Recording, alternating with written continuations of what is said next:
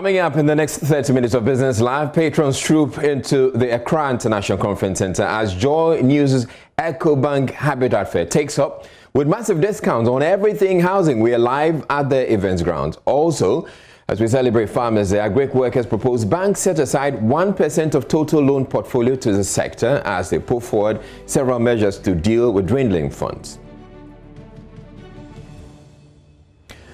Plus, government secures 155 million euros to expand access to telephony in rural communities. I'm Israelai, and Business Live continues in a bit.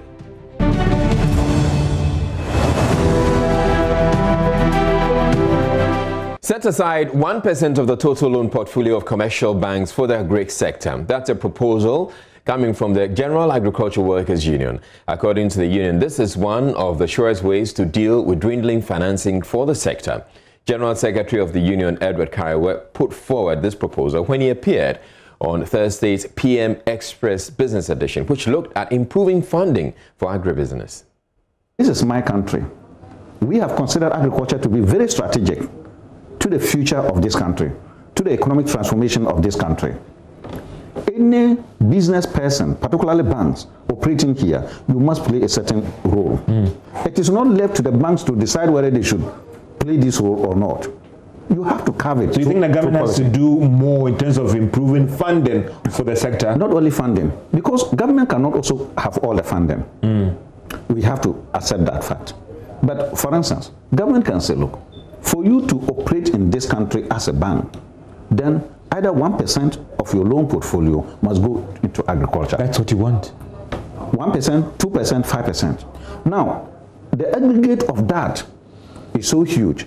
And the banks, because they have to get back their money, look, they are very, very skillful in assisting the farmers in the value chain. The value chain, to make sure that they get the money back. Because if a farmer is going to support the bank is supporting a farmer at the production level. They also give the same loans to someone to buy the foodstuffs. Now, instead of giving the money direct to the farmer, whereby the farmer may misapply it, they may give it to the fertilizer distributor. Please, you supply him, you want 100 bags or 10 bags of fertilizer. We give the money to the fertilizer distributor. He supplies you, then you use it. I'm only saying this because the banks will make sure that at the end of the day, when you produce, the one who is also coming to pick your produce, you would have come to the banks to take loan to do that. You say, look, how much do you want to do that? We'll pay part of it to the one that you are taking the foodstuffs from directly, so that you can reduce the misapplication of loans that come in. That is also one way we can do. Exhibitors at the 2020 National Farmers Day Fair have expressed satisfaction with the conduct of this year's event being held at Techimang in the Techimang municipality. They're calling on government and the Ministry of Food and Agriculture to consider organizing similar fairs either quarterly or at least twice a year. An Asabit report from the Bunu East region. The 36th National Farmers Day celebrations is here at last, and as part of a series of activities in preparation towards the Grand Deba, which is going to be held on Friday here in Techimang. The exhibition fair is currently in place. This afternoon we are here to engage the various exhibitors on their impression about this particular fair so far. Agriculture is located in Kumasi at Tanoso. We are into feed production. Talk about the fair. I think it has been very helpful because it has given us the opportunity to partner with strategic agents in the industry, and we have been able to strike strategic partnership with them that we believe that will go a long way to help all of us as major stakeholders in the industry. It has really been helpful to us because, you know, many people didn't know our product. But when we came here, we have sampled about 10,000 people already. And I think this is the third day of the exhibition. and at least we make some sales too.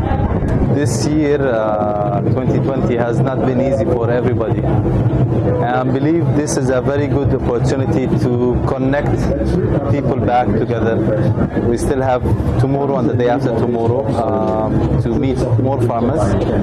The number of visitors is increasing by day. We still expect more farmers to come.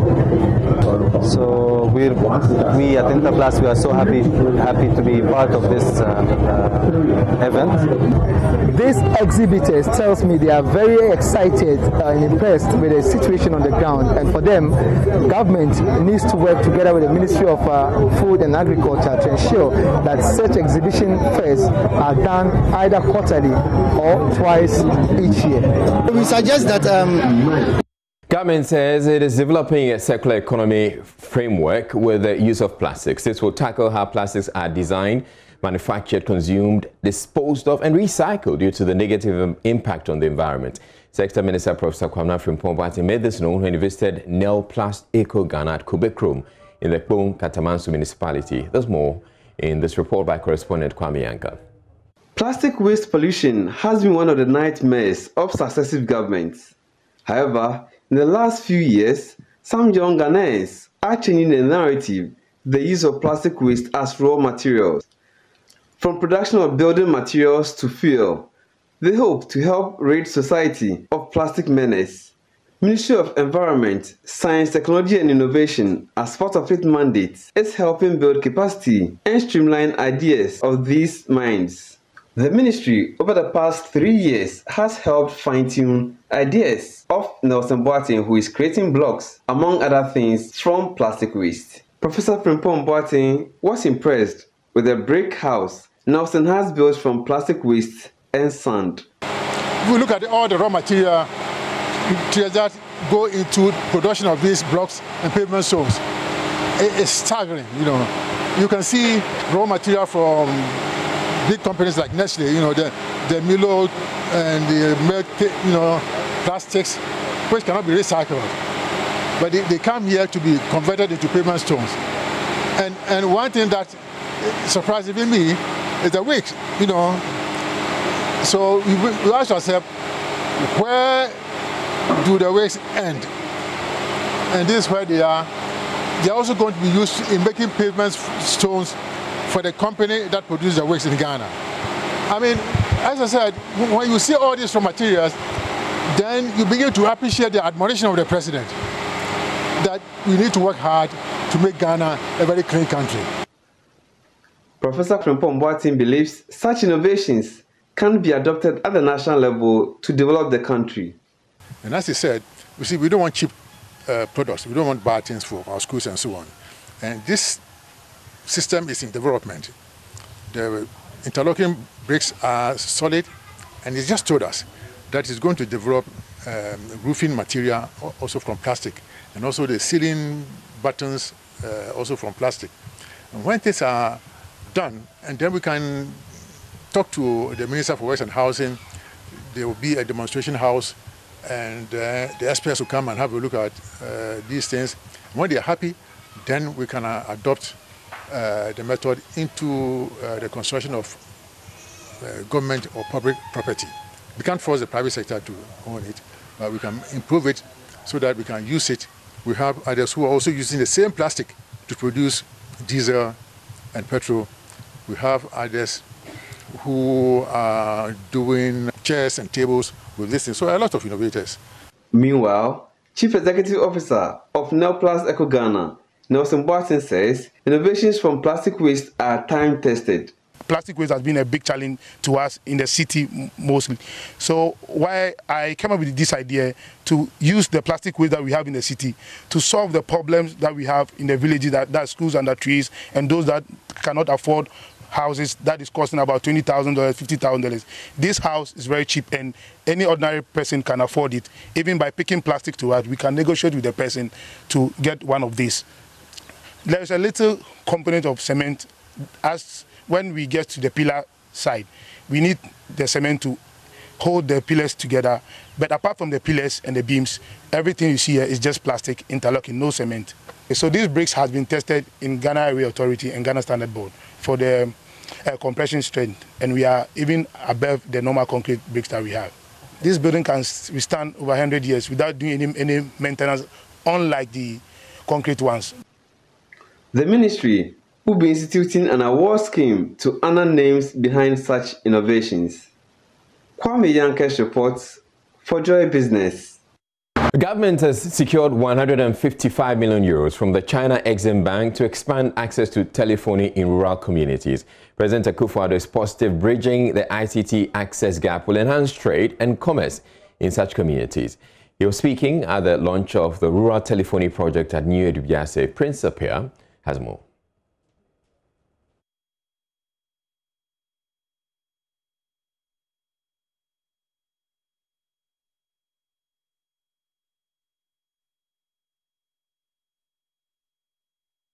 We'll bring you. Achinibuana is one of the smallest farming communities in the Adanse South district of the Shanti region. For years, residents have struggled to access telephone connectivity. First of all, I think in the first place, now we're suffering from getting access to other people. Maybe when it comes in terms of maybe sending money or receiving something from others, unless you go to some high place before that you get the network. With this project, I would say it's very, very good. It's going to help the whole community. At first, getting network where you are was a problem. So getting this, I think, is going to help we, the youths, those who want to enter into ICT and other things. It's going to help us a lot. So the launch of the rural telephony project in the New Edubiase area has changed the narrative. The initiative seeks to provide telephone connectivity to underserved communities. President Akufo-Addo says the expansion will enhance trade and commerce between rural and urban communities. These sites will provide network coverage to over 300,000 communities and provide an opportunity for over 3 million people to connect with their relatives and friends, enabling these communities to be accessible. Government has secured a 155 million euro facility from the China Exim Bank to finance this telephony extension project. The project will inject new impetus into the development of ICT in rural areas and provide them access to e-government services. The initiative is a cross-sectorial partnership involving Huawei, the Chinese government, Ghana Investment Fund and Electronic Communication GIFIC, and telecommunication companies. Communications Minister Ursula Wusu-Ekufu says the government targets to provide 1,000 sites by December 2021. Since we took office since 2017, we have built more than 500 sites in 3 years. And it is this shift in focus that has made this possible. Various foreign business groups in the country have expressed optimism about growth in the coming year. They were speaking at a cocktail to network and build relationships. They include the Italian Business Association of Ghana, the Ghana Netherlands Business and Cultural Council, and the Ghana South Africa Business Chamber. More in the following report. Speaking to Joy Business, President of the Ghana South Africa Business Chamber, Grant Weber, said businesses are poised to take advantage of opportunities that 2021 brings. Starting from next year will be how do we take advantage of the African Free Trade Zone area. So within that framework, it's been an interesting year. Embracing digital for our businesses is something which we had set pre-COVID. And in fact, our biggest firms are leaders in that. MTN, as an example, the banks, how they're promoting digital banking. So they are real champions in that. President of the Italian Business Association of Ghana, Marcel Andres, on his part, noted that most of his members are eager to start exploring business opportunities in Ghana from next year. Business people in Ghana is hunger for doing business after the whole year of lockdown and restrictions regarding the coronavirus. So if you see the way the people act and how they talk and what they do, it's definitely business will be better next year, and I can definitely see that people wants to do business. Hopefully we will have a better year next year. The Ghana-Netherlands Business and Cultural Council says about 10% of its members were affected by the COVID-19 pandemic. However, they are hopeful that trade missions will start in 2021. Charlene Weirder is the general manager. We have a member, it's called, is an airline, and they impacted very much on them. We also have some members who are in the tourism industry, and they lost enormous amount of turnover because all the cancellations came in. So these are the industries that are most affected: hotels, tourism, and airlines. But when I look to my members in Tema Port, import-export, they're not so much affected. They're a little bit, but now it's going well again. So I'm very happy that it's maybe from our membership, it's maybe 10% who is affected quite severely. And we as a chamber are affected because we do a lot of projects with the Netherlands, and because the situation in the Netherlands is so bad, we also like trade missions are not coming, etc. But we hope now with the improvement of the situation in Ghana that as of 2021 the trade missions can come again. Also present was the Deputy Ambassador of the Netherlands to Ghana, Katia Lasser, who stated flexible measures such as online strategies to operate. The borders were closed for people for a long time coming from Europe. This affected business opportunities and new businesses coming in, of course, tremendously. But on the other hand, I think we became very flexible. We decided to work online and to seek out opportunities online. And I think still, even in these difficult times, a few new businesses have decided to come and implant themselves in Ghana. So it's quite a positive outcome. The 11th edition of the JoyNews EcoBank Habitat Fair is underway at the Accra International Conference Center, and already patrons are relishing every single moment at the various stands. The event is all about affordable housing with massive discounts of up to 14%. Nicholas Brown reports now from the event ground. JoyNews EcoBank Habitat Fair has seen some patrons trooping in to check out the programs and opportunities available for them this year. I have been speaking to some of the patrons, and they have been sharing their heartfelt, experiences with me. Okay, so I think it's a very laudable thing to do. It's a good way for other vendors to come and meet various people that play in the industry. And so far we've walked through to see some of the vendors and some of their displays, especially the property sales and some of the offers they have for people. I don't know how many people come around, but I think it's a good exposure for some of the properties out there and even the sale of the properties, because I think most people draw away from some of these things because they think prices are high, but this place gives you the chance to see other options in getting a property in Ghana. Great. What about you? What feedback do you also have for us? Well, it's laudable, and we see most of these properties outside, and we assume that they are so expensive, and we, the youth in particular, will not be able to purchase. But we've been through some few stands and their displays, and looking at their payment terms and how you can acquire the property. I think it's easy. It will be easier for the youth to, especially with their monthly installments, you'll be able to get an apartment for yourself, considering the high prices out there. Yeah. Talking about an apartment and getting your own home or house, what has been some of the challenges that you've been facing? Oh, rent advance, getting a good location for yourself. Mostly, at least you would definitely want to have a place that is quite conducive to work and to other places. But in renting, you meet crazy landlords who have their own rules that you can't live with and all. But then in this setting, you'll be able to get, in fact, the best apartment or your dream apartment to yourself, and then you pay in monthly and you'll be able to acquire it finally. Are you also faced with the fact that there's high rent charges and also the duration? Are you also facing that challenge? Yes. I think it's a common challenge in the country, especially the amount of years advance they ask for. So I think the common practice is to ask for 2 years, depending on the range that you're going for. So I think for some of them, we just met one that was doing rent to own. So you, even as the individual, can decide to rent and make it an investment for yourself. and rent out to other people at a moderate rate. And I think it's a good thing that is going on around. Let me stay with you. So coming to this particular program, are you satisfied with what you've seen and the information that you've got so far? Yes, so we've been here for like maybe 2 or 3 minutes, and so far we've been impressed with what we've seen around. We are still hoping to walk through and find more things around. Yeah. Great. What about you? Yeah. Yes, I'm impressed. We've been here just for some few minutes, but we've seen a lot of stands, and we appreciate their work. And we actually even making plans on acquiring one ourselves. Yeah. Great. That's awesome, and that's good to know. We look forward to seeing you more often. I actually think it's a great idea, and we know it's going to help a lot of people out there.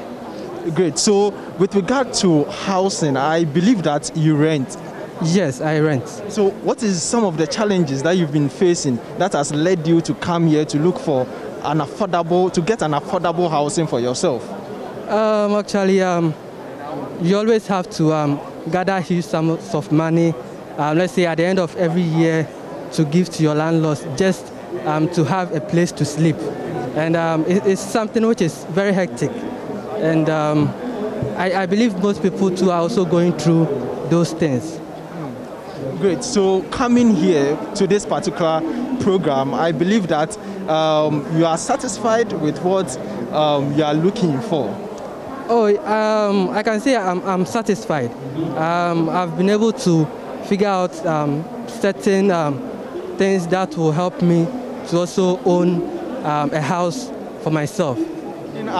I mean, what's your feedback for us? I mean, JoyNews and EcoBank for putting this beautiful program together. All right, thank you very much. I've been attending the Habitat Fair for some time now, and I think it's a laudable thing, bringing buyers and sellers together to have easy access to homes and lands of their choice. Yeah.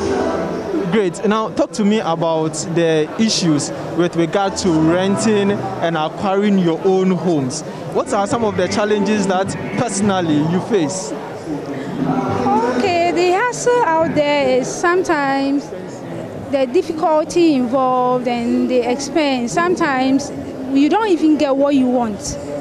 So with when you come to the Habitat Fair or at the Habitat Fair, you get the opportunity to put out all your questions and then make sure at the end of the day you get the exact thing you want. Yeah. And now you say you've been following this for the past 2 years. Sure. Last year you were here, and this year too you are here. Yeah. I believe you are satisfied and you are getting what you came to. I'm getting a lot of opportunities, even in business-wise, because it's not only the housing, the real estate companies that come. We have people like the DBS, SuperSem was here the last time, yeah.